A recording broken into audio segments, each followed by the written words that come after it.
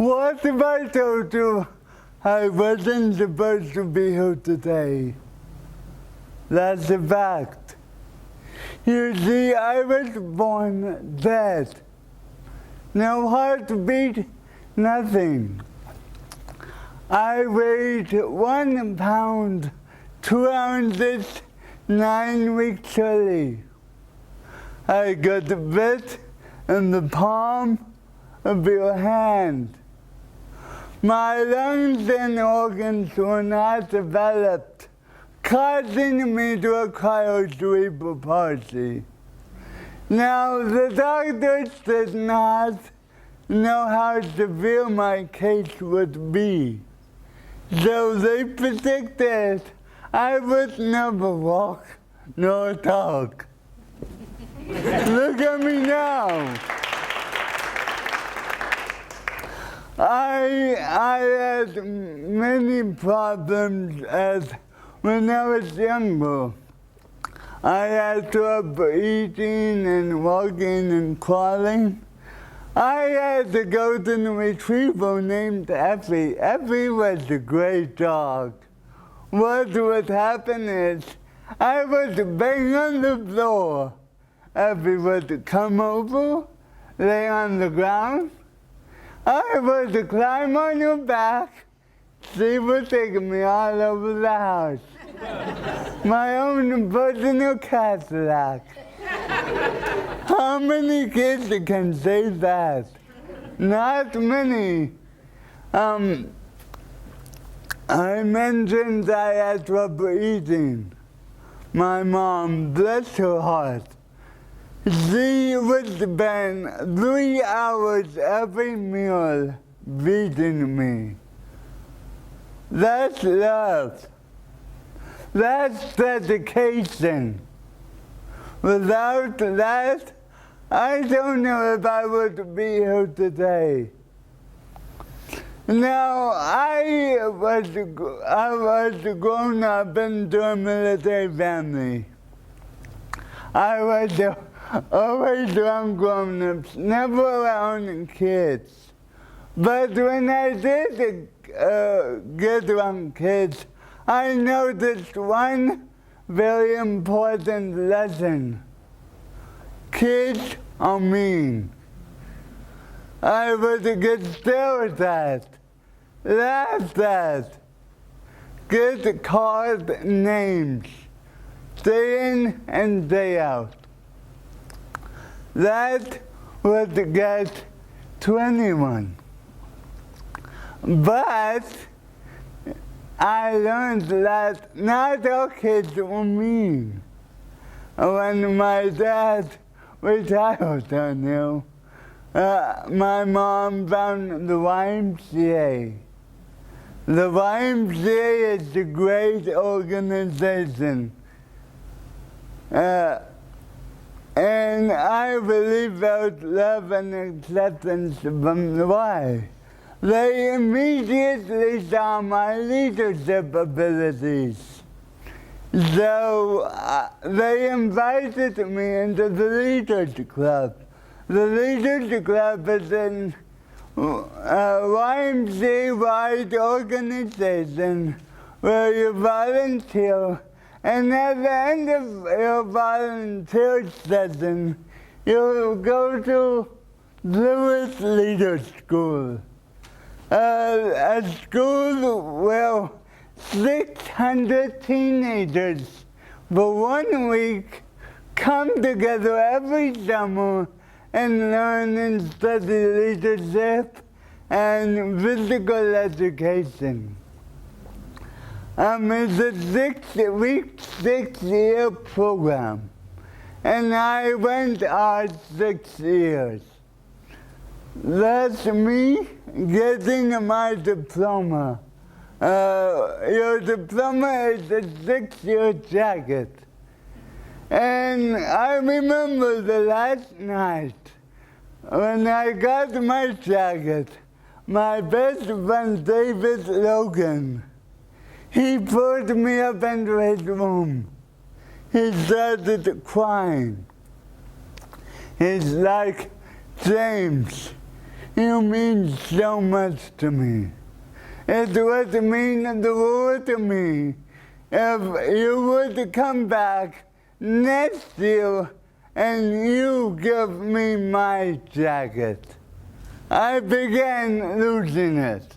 I was so honored that this person who was younger than me looked up to me that much to ask me to come back to give him his diploma.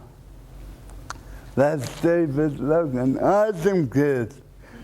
But I also have a love of the arts. And that started in 7th grade. 7th grade, I took my first theater class. Had a ton of fun.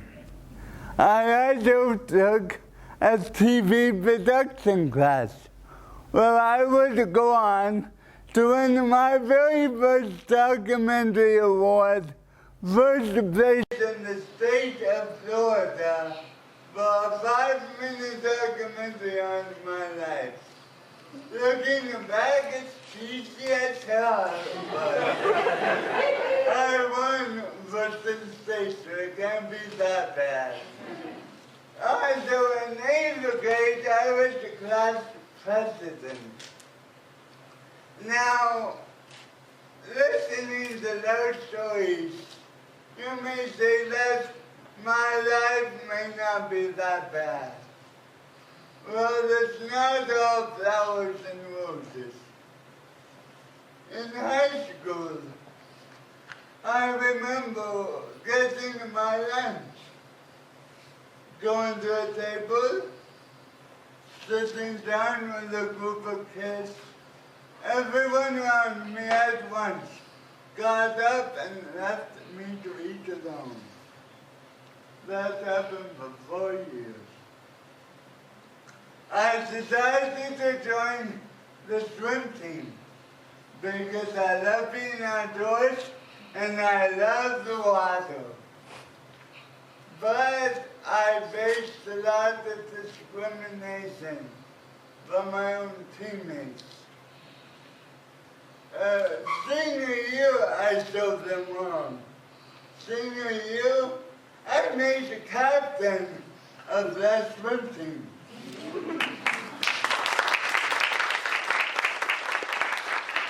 I said, you made fun of me back then, look at me now. I took drama all 4 years of high school. My senior production, we did the musical Gospel. Awesome musical. I auditioned with all my classmates, and the director said, come back in a few days, and I'll tell you what you got. So I was so excited. My senior show was going to be great. I went to my director. She said, for your senior show, you get to be the head usher. So what does that mean? I stood at the door, took tickets. Hello, welcome to the show, enjoy it. While all my other friends were on stage having a blast, I didn't even get a write-up in the program for senior bio. But college changed everything. I got involved. I started noticing people were interested in me. There's this local coffee shop named Sacred Grounds. I was there at the concert, and I was thinking to myself, I need a way to remember my good times. So I got the dinky camera and I started taking pictures. Friends would say, James, you should look into that. You're pretty good. I started thinking, not only could this benefit me, but it could also benefit the artists and the venues and so many other people. Fast forward a little bit, I now have my own photography business.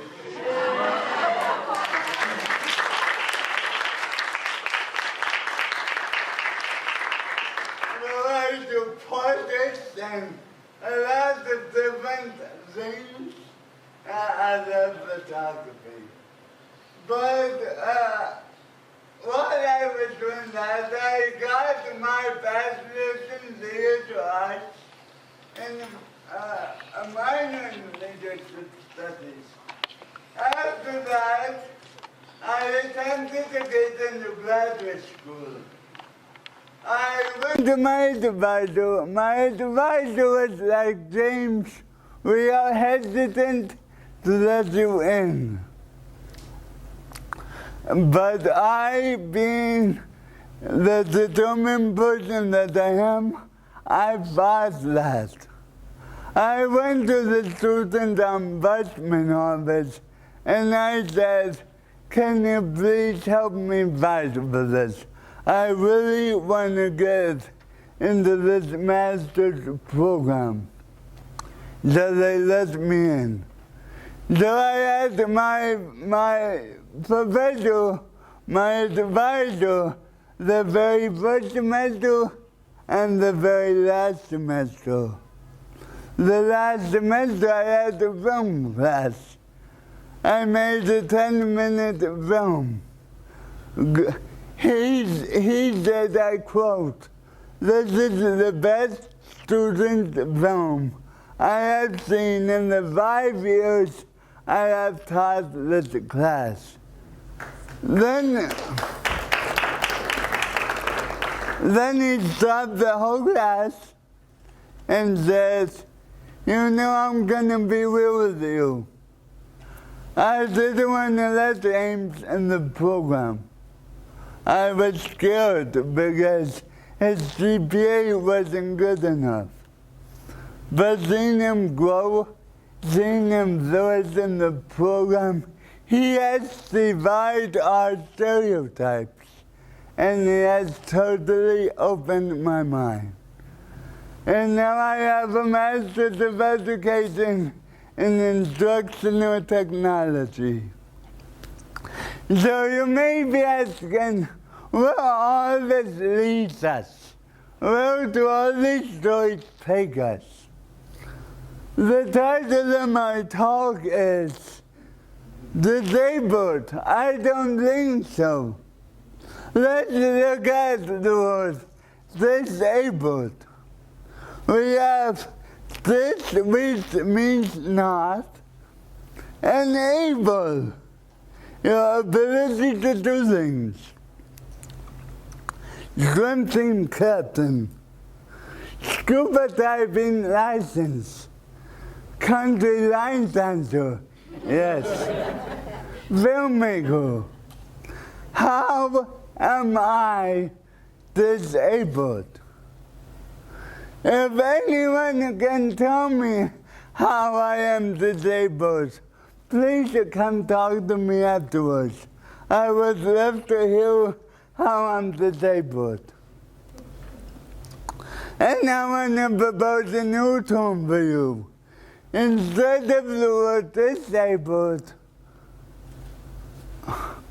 I mean, you wear glasses. You're tall, you're short. These are not disabilities, they're different abilities. We each have our own strengths and weaknesses. They are not disabilities in any way. We all have uniquenesses. We need to capitalize on those strengths and shine. that they're trying to do us. This is skin. This doesn't mean much. There are Muslims, Christians, Jews, gay people, straight people. We're human. Human. No more, no less. I'm no less of a human than you guys are.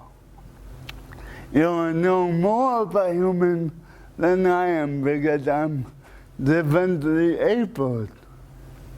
So let me pose to you guys one last question. Do you think I'm disabled? I think not.